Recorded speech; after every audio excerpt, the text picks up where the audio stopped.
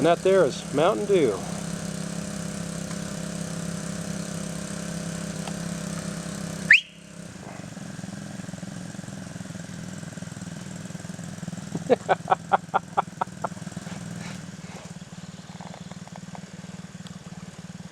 Yeah, now I got you both. That's good. Yeah, we're down here having a good time.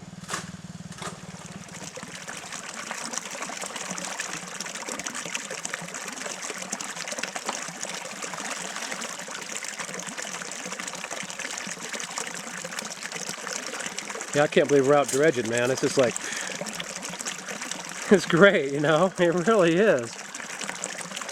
Like I say, I enjoy the scenery and the company and the lack of distractions over getting the gold, I think. Yeah, and plus you're just out in the woods, you know? Exactly. There's nothing around except animals trying to kill you, and Greenie's trying to knock you, you know, Greenie's trying to shoot the spark plugs off your dredge motor, and that's about it. But yeah, I just like getting out and doing it, man. Does that rubber come out, or do you got to undo the bottom of the box to get it out? This one you have to undo it to get it out. We just give her a little fire up and a rinse. Trying not to use my bucket.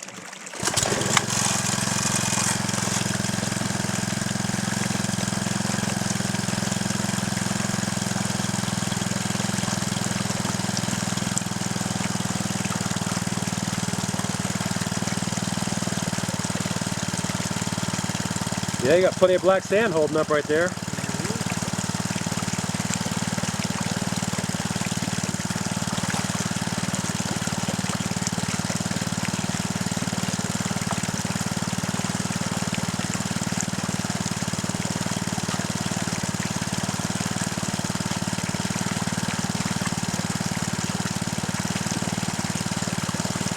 Yeah, I used to have one of those years ago.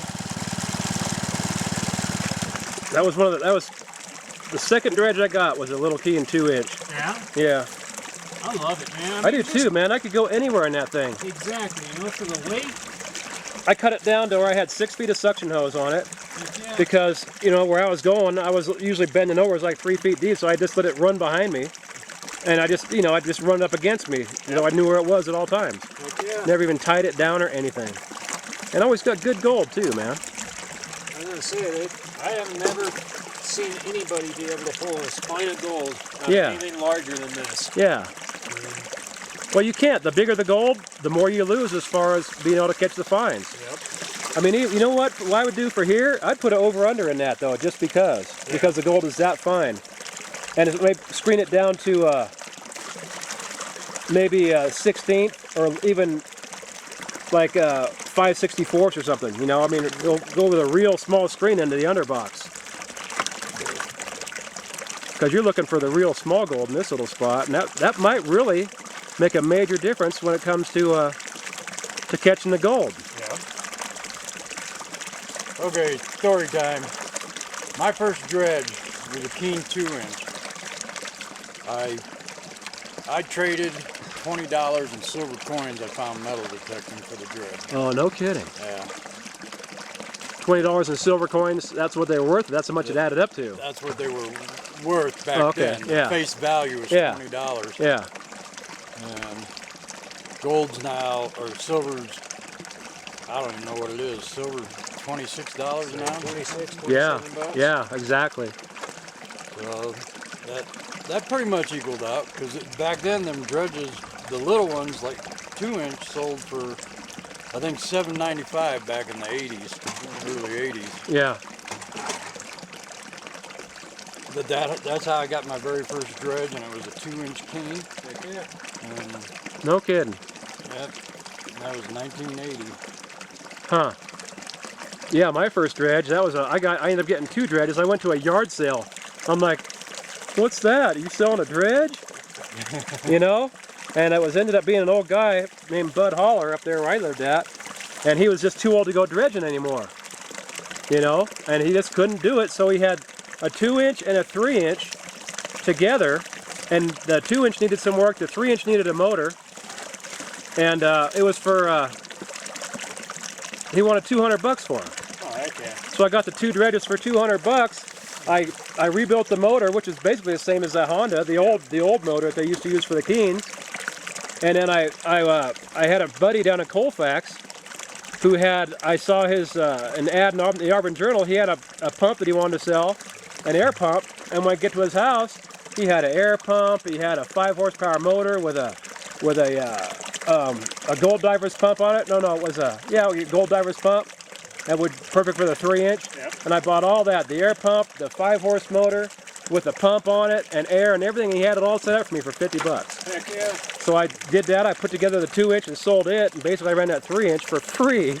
I got it for free, you know, and I ran it for years. I ran it for years, you know. It was just crazy. You don't have a second gold pan in I got there, do pan you? snap backpack right there. Safety pan.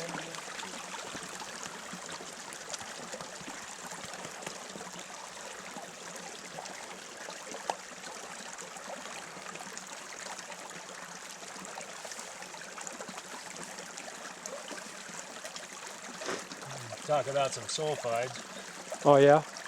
Well, look at that, yeah. Big old chunk of pyrite. Yeah, Yeah. That'll give you a heart attack. You see that flash in the bottom of the pan real quick? yeah. Well, last night in the camper, Paul looked down on the floor and said, "What's that?" And it was a big piece of mica that had come off my shoe. Oh yeah. Yeah, she was thinking we hit the mother lode.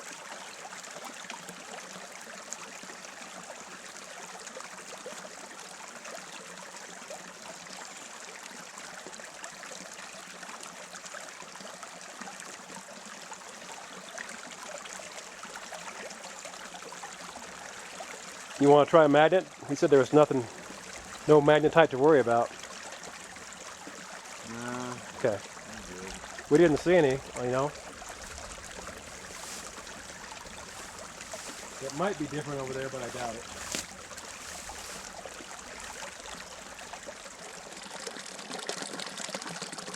So here we are, middle of Hollywood Boulevard as usual.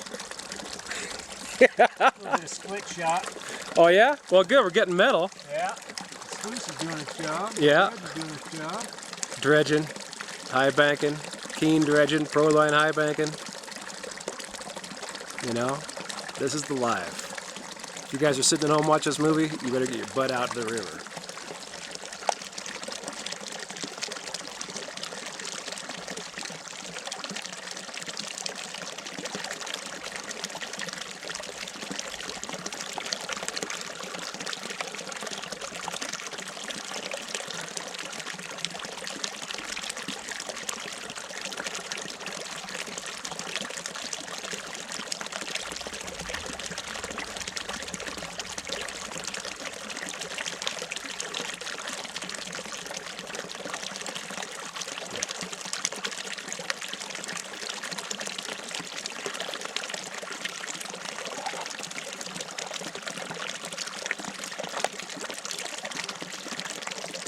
There's one guy on YouTube, when he's done for the day and he's done panned it out all down, Yeah, he gets this magnifier and puts it on the top of it. I've seen that guy. Yeah, So you see the tiniest little yeah. speck. Yeah, 1, 2, half dozen. Oh, no kidding. Micro, one decent. You can see a little bit. Hot damn! She ain't gonna make us rich by any means, but at least she ain't doing it for nothing. That's right. One speck you can see from right there. That ain't bad. Yeah, let's do this real quick.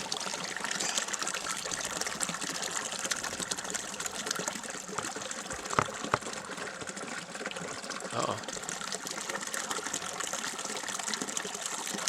Let us open up that nice speck. Can't go wrong. There's gonna be gold in them there hills, baby. Oh, yeah, okay, it's running. How about us? We got anything in there? Not that I can see. Okay.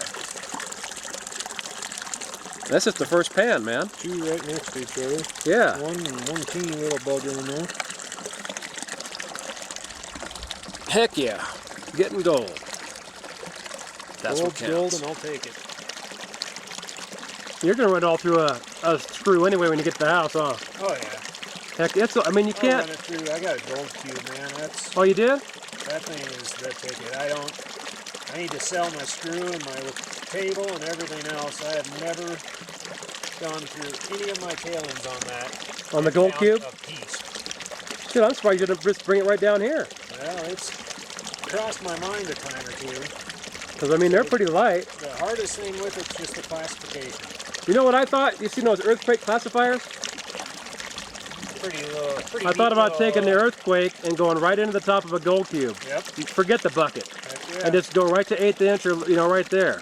And you'd have a complete and total concentrating machine. You know? That's the first thing I saw when I saw that earthquake classifier. The only thing is, it's made out of wood. It's heavier than hell, but Yeah. I mean, you could make one a little bit different than that.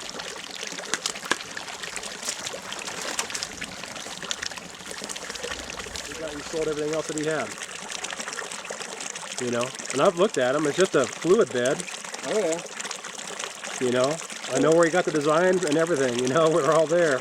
He modified it, made it look really good.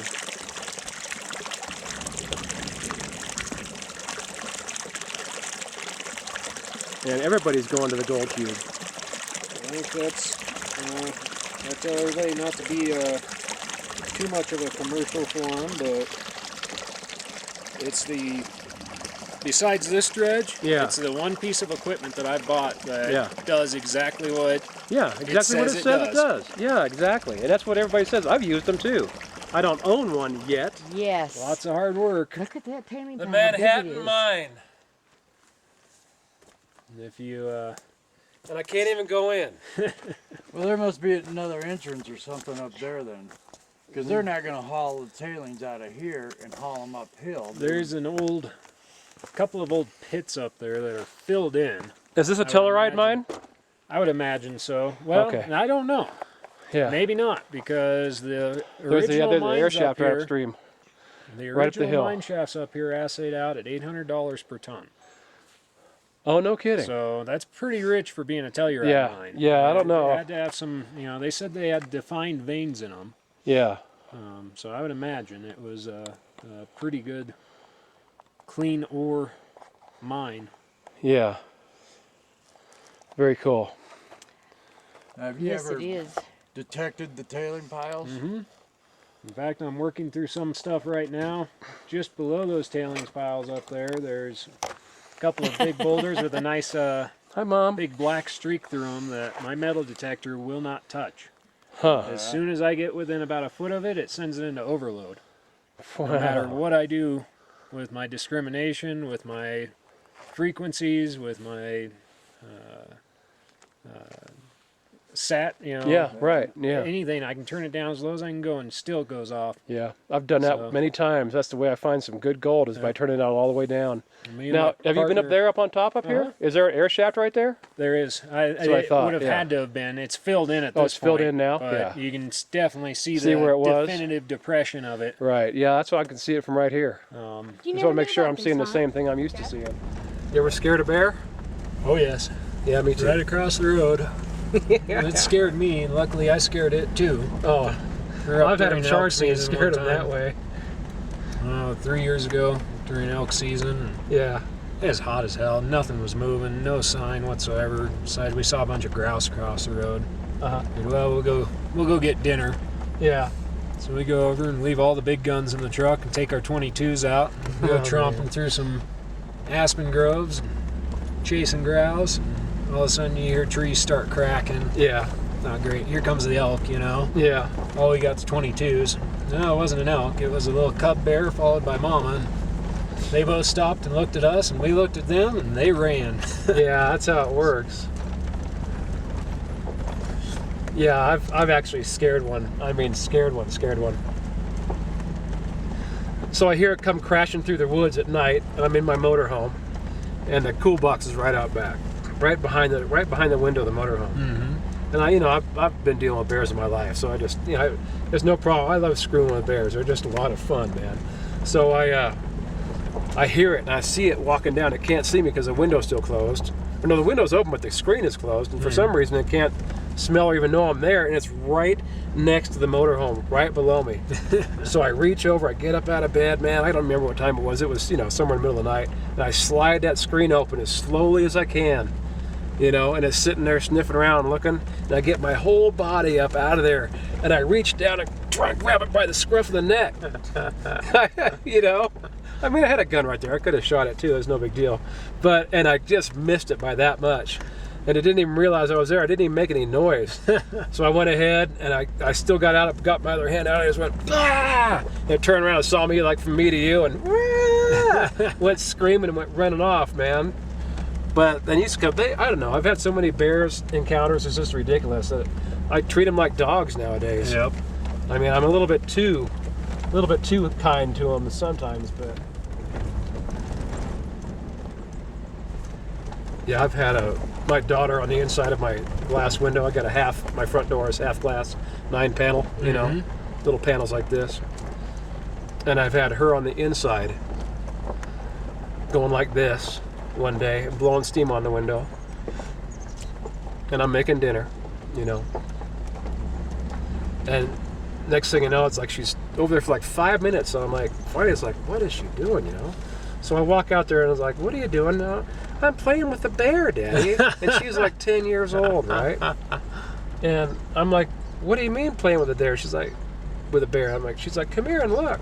And I go over there, and there's a big old brown bear with a head like this, man, on the outside, with its nose to the glass. Holy cow! And she puts her nose back to the glass with this bear on the outside and blowing steam, and the bear starts blowing steam, and they start doing this in unison, taking their heads back and forth. And that bear had the biggest smile on its face. Oh, it's just totally ridiculous. And I was like, you know, what do you do? I didn't have a camera. Yeah. And it's like, it's a bear. Get the hell away from the window. Oh, yeah. It's a wild, and that bear looks at me and it kind of gets a sad look. I'm like, get out of here. Because they were so tame around our house for so many years. It's like, you know, I treated them like kids. They were like my own kids, damn near. Yep. Because, I mean, they're smarter than dogs, you know? Oh, yeah. They're just basically like people. I've seen them cry. I've scared them and have them scream like they're with that motorhome, you know? But yeah, it's just wild. We had a 2-year-old that mom was pushing away because she had a new set that year. Yeah. And boy, nobody wanted to love him. Nobody wanted to be around him. So he'd come up there and sit on the deck and just like, oh, please, please be my friend. It was the most pitiful thing. And so my wife goes outside to pick up the dog food because she just fed the dog. And there's the bear. It's right there. And she reached down and grabbed the bowl, and up with the bowl comes the bear's head, and they were like right here. And she screams, and the bear screams, and they both take off in different directions. And I had a woman screaming in the house, and I had a bear screaming and crying in the house, and I had a bear screaming and crying in the backyard. Oh, man. And it was sitting back there like this, with his feet out, just like this, you know, sitting up, just crying. Just, ah. Nobody loves me, you know? Anymore. It's like, oh my God. I had the woman in one end of the house and the bear in the other. I was like, what could be worse? Yeah. You know?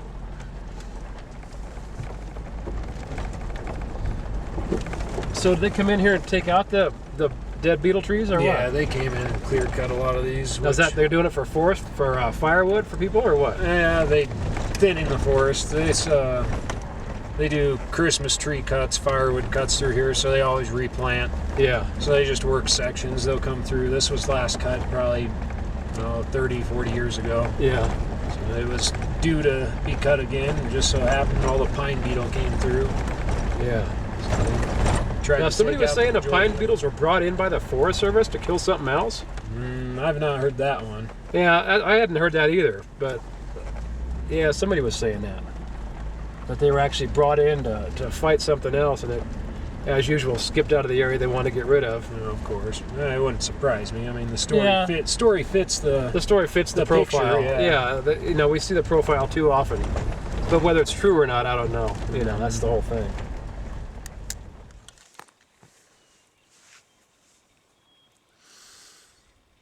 Well, it's day 6 of the vacation. It's like 10:30. Mountain Dew and his old lady went to town to get ice, and Scott's down dredging. I'm sitting here watching camp while they're gone, because when we come back, then Paul will watch the camp and we'll go on down and do our thing. Haven't had any problems, just one big buck and that one moose. And no bear. There's supposed to be a lot of bear up here, but I haven't even seen any sign of bear yet. I mean, they got some tree mark scratches, but they're just so old you can't even tell. So I'm kind of just sitting up here on the hillside and really thought about the gold claim down there and where to look, and I told Scott the spot that I was dreaming about would be the best spot for him to get gold at right there.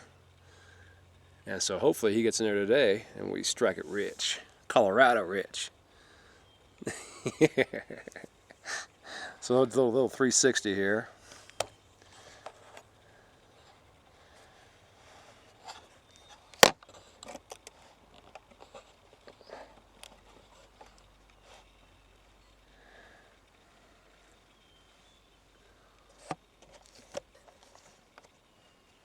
There's my camp, my tent. It's working good. It's not like California weather here, I'll tell you that much. Here we are, you know, July, whatever it is. Today, the 6th. And we're going to get some rain this afternoon. Seems like it rains a little bit every afternoon. It's just starting to sprinkle right now, and then it clears up and we have a lot of fun.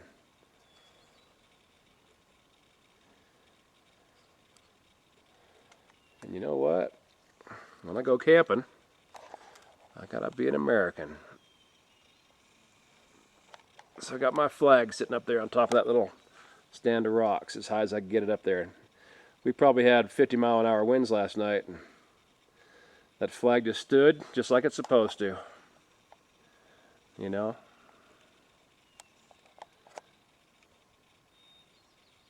I mean, all you're hearing is the peace and quiet of the woods.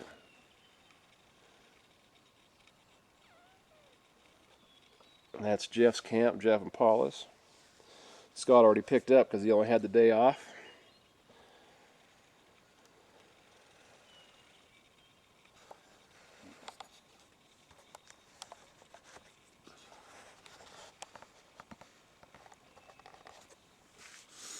And here we are, day 6.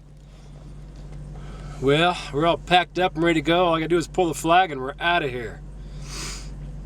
Pretty much got rained out today and yesterday. We pulled our gear out yesterday while it was still sunny, and we got out just so we got everything loaded up. The downpour came, so yeah, we were doing good. Got a little bit of gold, you know, and had a good time camping. And it's gonna rain for the next 3 days, so we broke down camp this morning while it was nice and clear, and you know, we're gonna go out and have some fun. Anyway. Thanks, Colorado. We had a good time. On to another state. Well, we're on our way to Grand Teton National Park.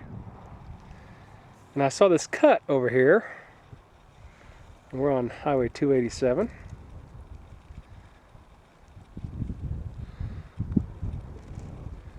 And I thought, so that granite cut, it's like, wow, look at that. It's so huge, how can you miss it? But that's what we're looking for when we're looking for gold too, is stuff just like this, even though it's not on a grand of a scale, as far as being a mountain, showing the mineralization in different spots in different ways.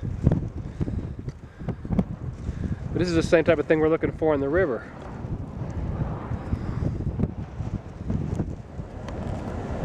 Well, there's a glacial flow.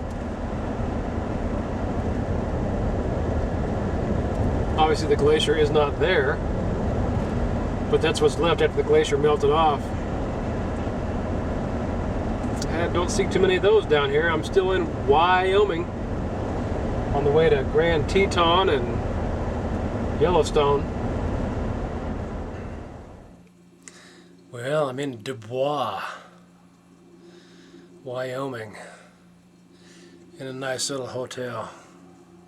Single room, single floor. Log outside, so it's just like home. Yeah, I hadn't showered in a while, so I thought, well, I better just go ahead and grab a hotel for tonight and get all cleaned up and everything. So I showered and got in the little jacuzzi for a long time, and I was squeaky clean and cleaner than I've been, over a week now. Well, no, that's right. I did shower again on Tuesday, but they didn't have a bath, so yeah, the jacuzzi was nice. I'm so clean, I'm ready to just pass out. Yes, sir.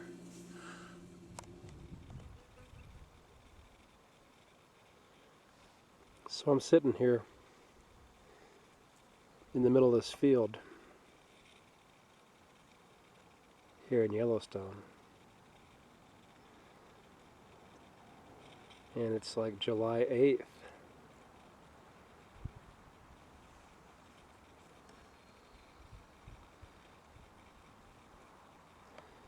And it's just getting going, this little field.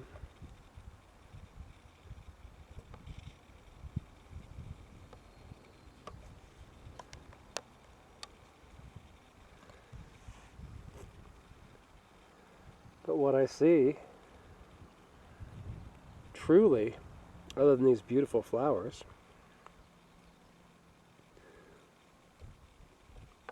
is what the environmental movement has truly done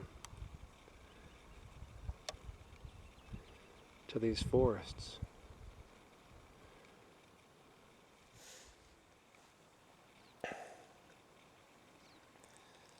I mean, as magnificent as this hillside is next to me, behind me, and it really is beautiful.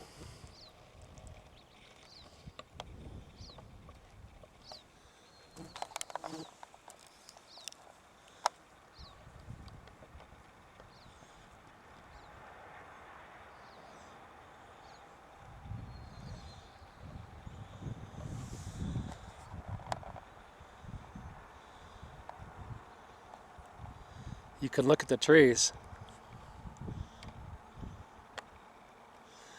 throughout all that, and how many green ones do you see and how many gray ones do you see?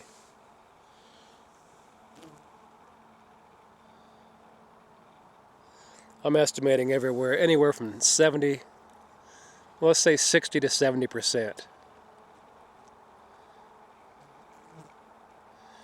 is dead and ready for a huge forest fire.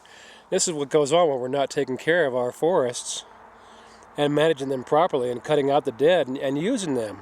We could be building houses with this, or even firewood for people. But what we're going to get is one huge, massive forest fire. And that's just not going to be the most beautiful thing in the whole world. But look at that hillside. Now that is incredible.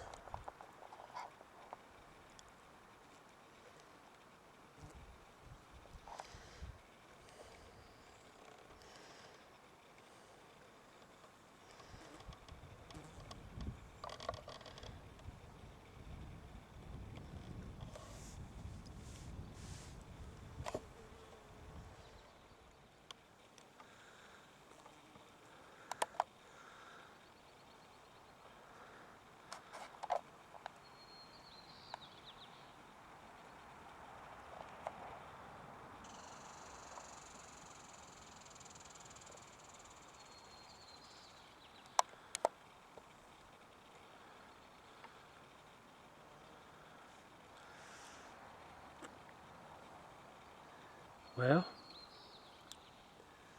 a couple of elk, a mom and her calf, a good take.